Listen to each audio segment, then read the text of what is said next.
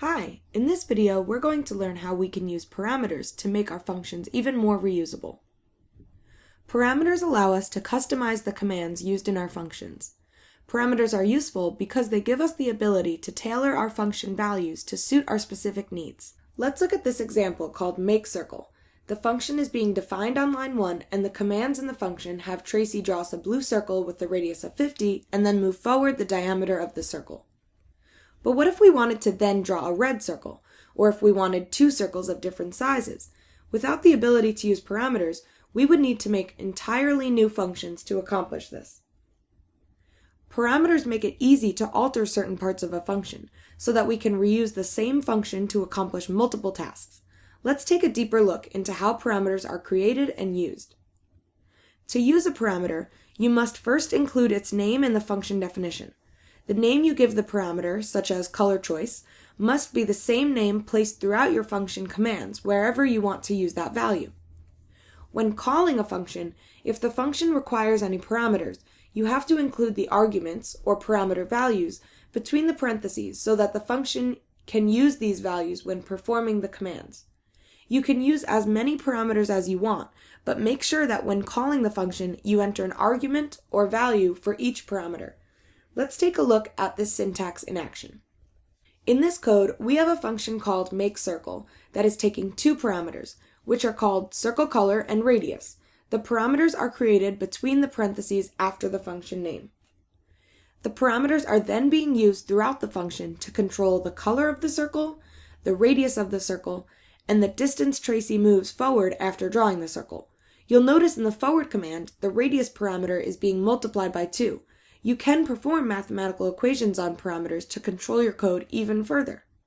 In our function call, you'll see that we have provided the two arguments to be used throughout the function. We are first using blue for our circle color parameter and 50 for our radius parameter. Tracy reads the arguments in order and assigns them to the parameters in the same order.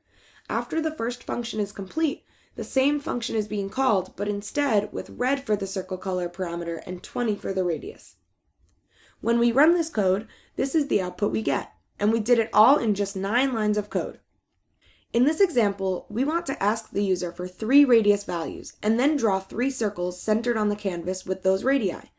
Because we're not going to know what the radius values are going to be ahead of time, we need to write a code that will be able to work for any value entered. Let's do a bit of planning before we start coding. Let's start with the biggest circle here. The radius of this circle is 100, and we needed to move down 100 to get to the bottom of the circle.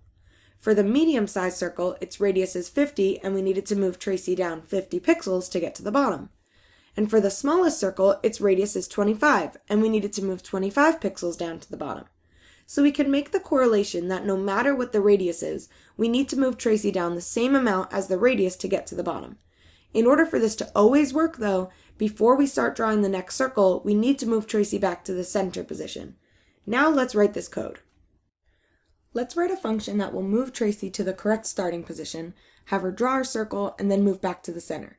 That way we can call this function for all 3 circles we need to draw. We're going to start with def draw circle, and we know that the user is going to be giving us the radius value, and we want to give that into our function as a parameter. So I'll write it in between the parentheses. Now we can start writing the function commands.